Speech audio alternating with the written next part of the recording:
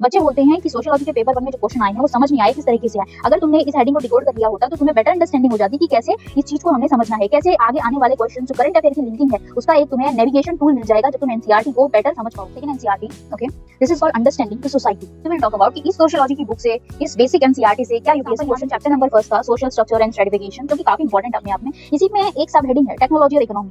NCERT ने ये heading दे रखी है तो तुम्हें एक आइडिया होना चाहिए कि टेक्नोलॉजी और इकोनॉमी में क्या रिलेशन एस्टैब्लिशमेंट हो रहा है, कैसे टेक्नोलॉजी इकोनॉमी को इंपैक्ट कर रही है। ओके, वहां पे हेडिंग होगी, वहां पे एनसीईआरटी में हेडिंग हो सकती है, वहां पे बेसिक कांसेप्ट हो सकता है।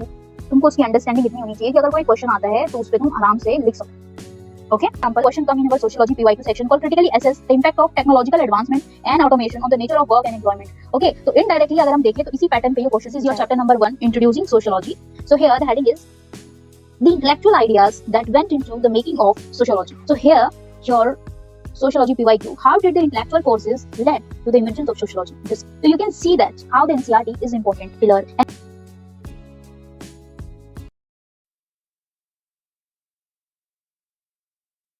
Hello all, welcome to Social Mantra IAS. So most of the beginners make one mistake. They directly jump to the standard material or the coaching notes without building their foundation. So today I will show you why your class 11 and 12 NCERTs are vital. They are not just your school books, they are the foundation to your sociology and also your GS1. So let's begin the session. So here it is your class 11 NCERT called Introducing Sociology. It teaches us how a sociologist thinks. It will help you know what kind of thinking pattern or perspective a sociologist has. It contains 5 chapters. Okay, so let's see where the each chapters actually fits in the UPSC syllabus.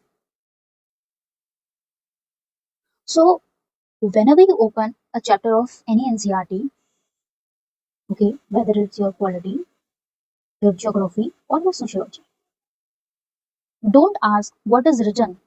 Line by line पढ़ने की जरूरत नहीं है, but you should think what the UPSC will ask from it. You have to build your conceptual clarity from that. Okay, so here is our chapter number 1 called Sociology and Society. So this chapter introduces us sociology as the discipline. Okay, so it will help you know why the sociology emerged in our society as the discipline. It will also help you that how a sociologist thinks, the perspective part, and also help you know that how the sociology is different from the commonsensical knowledge. That means it will directly build the base for your sociology paper 1 chapter number 1 called Sociology the Discipline. Okay, in the point number 1 called Emergence of Sociology, Scope and Comparison with Other Social Sciences, and third point called Sociology and Common Sense. So let's talk about the second chapter called Terms and Concepts and their use in sociology. So this chapter is very much underrated in the market because you will learn the language of sociology here. Here given the terms and concepts. The term and concept you will learn here. What kind of terms? For example, status, role, norms, value. These are some of the basic sociological terminologies. Without that, you can't build your, this is your foundation, key terms, and it will help you know the upcoming chapters in more clarified or in a very easily manner. Without these key terms and concepts, reading thinkers later will become difficult. Okay, so you can think this chapter as you are learning the vocab before learning the language. Okay, that's why this chapter is important. So let's talk about the third chapter called Understanding the Social Institutions. So this part here, when I ask you one question, that हमारी society में family क्यों exist करती है, religion क्यों exist करता है, okay, educational institutions क्यों exist करते हैं, these are some of the basic questions. जब हम अपनी सोसाइटी के बारे में सोचते हैं कि हमारी सोसाइटी में ये इंस्टीट्यूशंस एग्जिस्ट क्यों करते हैं, क्या रोल है इनका, क्या उनका कोई रिप्लेसमेंट है. So this chapter will help you know all these things. तो जब हम बात करते हैं कि चैप्टर नंबर 3 तुम्हें पेपर 1 में कहाँ हेल्प करेगा, you can connect this chapter better with your paper 1 called family, religion, economy, And in your paper 2, you can connect it with your Indian family, marriage, and even in GS1 society section, you can connect it with. So it's important. Okay. So let's talk about your culture and socialization part. So here, तुमने ऐसा सोचा है कि why do children raised into different countries think differently? Like, for example, take he is raised in the USA and he is raised near Pakistan. Okay, so they will have different kind of values. Okay, behavior, personality. They will behave very differently. They will have different kind of language, culture. Why so? Why they are so different? Even though both reside in your earth, same earth. Okay, so that is your culture and socialization part. That will help you know why do different people differ. Why the society? When we say society, हमें लगता है society same ही होती है. हम society को भी differentiate कर सकते हैं based on their values, based on their larger socialization pattern. Okay. So this chapter will help you know that. So this chapter will help you to connect your paper 1 part for culture, value, norms, and in your paper 2 called tribal culture, globalization, identity, and in your GS1 part, it will help you know it better. Okay. So let's talk about the chapter number 5, that is the last one, that is called research method. So research method teaches you how a sociologist collect evidence. Okay. For example, you can think how he observed the society. There are some methods he used, for example, interview, survey, right, to collect the data. So research method will help you know that. अगर हम बात करें कि ये कहाँ पे connect होता है हमारे सोशियोलॉजी के सिलेबस में, so it is your chapter number 3 of sociology paper 1 called research method and analysis. अगर हम इसके पैटर्न और नेचर की बात करना चाहें कि इसमें जनरली ये काफी स्टैटिक है, हर साल इसमें से 30 मार्क्स के क्वेश्चन तक 30 मार्क्स का इसका वेटेज है. ओके, 10 मार्क्स के या तो 2 आएंगे क्वेश्चंस या फिर 20 मार्क का. सो इसका वेटेज इंक्रीज हो रहा है क्योंकि बच्चे इसे जनरली नेग्लेक्ट करते हैं इस चैप्टर को. तो you should have your conceptual clarity there, right. Now the biggest question comes here कि यार एनसीईआरटी तो हमने पढ़ी, ओके, हमने समझी भी, तो क्या यूपीएससी इनसे क्वेश्चन फ्रेम करता है? सभी तो एनसीईआरटी की बात कर रहे हैं. Okay, so let's talk about it. So this is your chapter number 1 called Sociology and Society. Here the subheading called Sociological Imagination. Okay, the C.W. Wright Mill concept. So sociology का ये concept है, NCERT में लिखा था और इस पे हमारे sociology के paper 1 में question PPYQ में आया है. What is that? The sociological imagination enable us to grasp the history and biography and the relationship between the two in a society. C.W. Wright Mills explain. You have to explain this question in the it's a 20 marker. Okay, so generally in a 250 words you have to explain this. This was your basic concept given in your NCERT and UPSC asks the question from that. Okay, so let's talk about it.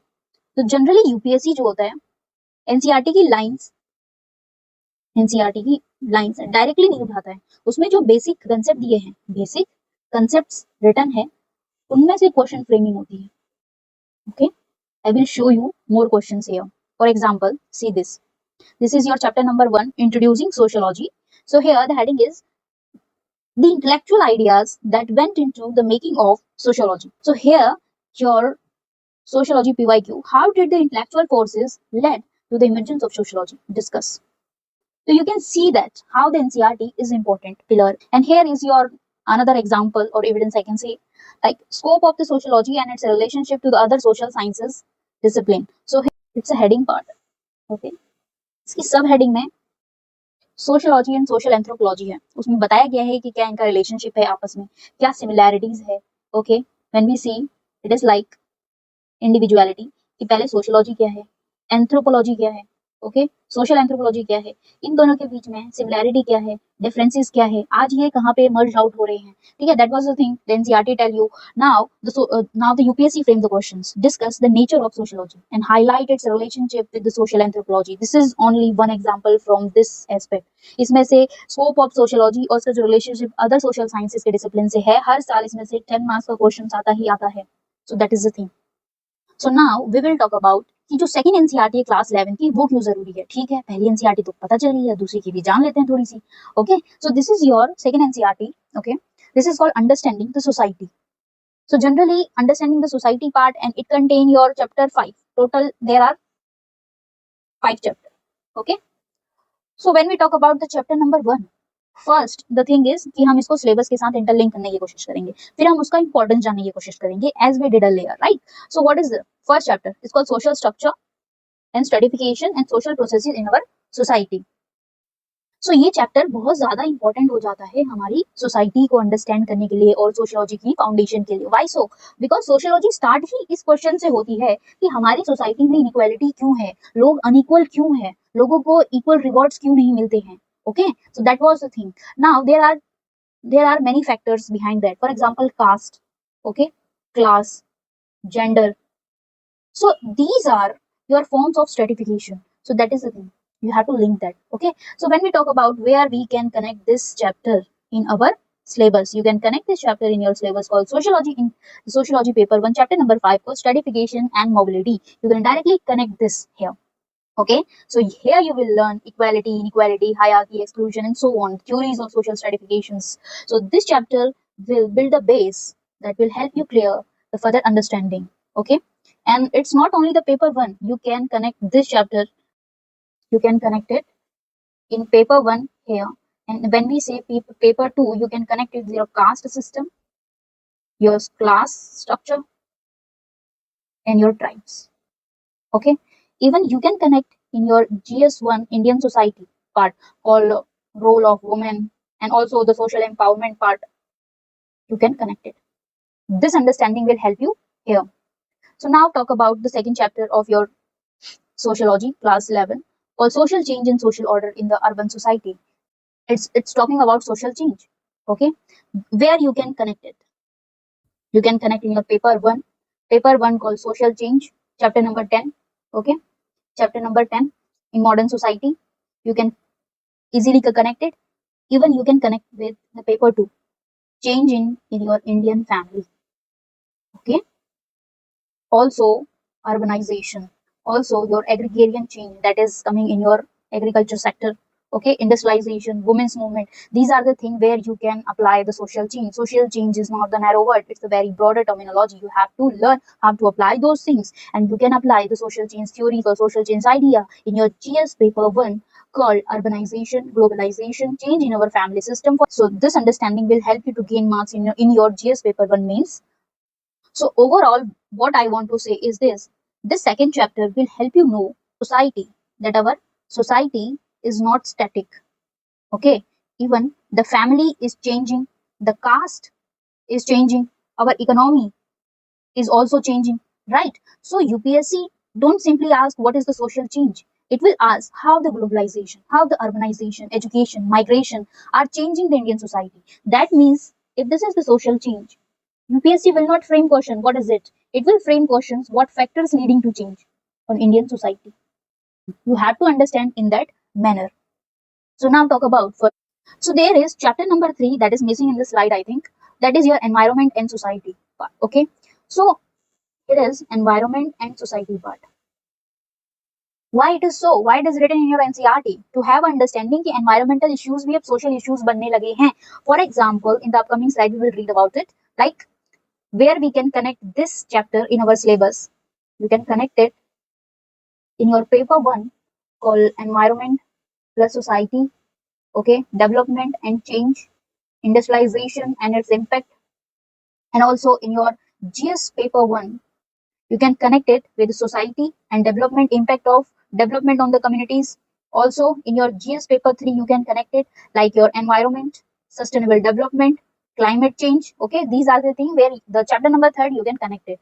So when we talk about environment is not only your GS3 topic, because sociology studies environment as a social issue. That kind of thinking is important to answer when the question comes on the such topics. Okay, so that's why that is the thing important. Now we will talk about your chapter number 4 called introducing the Western sociologist. So thinkers are the backbone of your sociology optional. For example, Marx help you understand class and capitalism, alienation, what is historical materialism, okay, why class struggle happen, Okay, why conflicts exist, a different kind of perspective. He will help you know about society. So Durkheim will also help you know what is the social order, religion, division of labor. These are the things. So we should not study the thinkers as the biographies कि उनका जन्म कहाँ हुआ था, क्या कैसे हुआ था, वो ज्यादा मैटर नहीं करता. मैटर ये करता है कि we should study them like tool, like उनके पर्सपेक्टिव से आज की सोसाइटी को हम कैसे बेटर एनालाइज कर सकते हैं.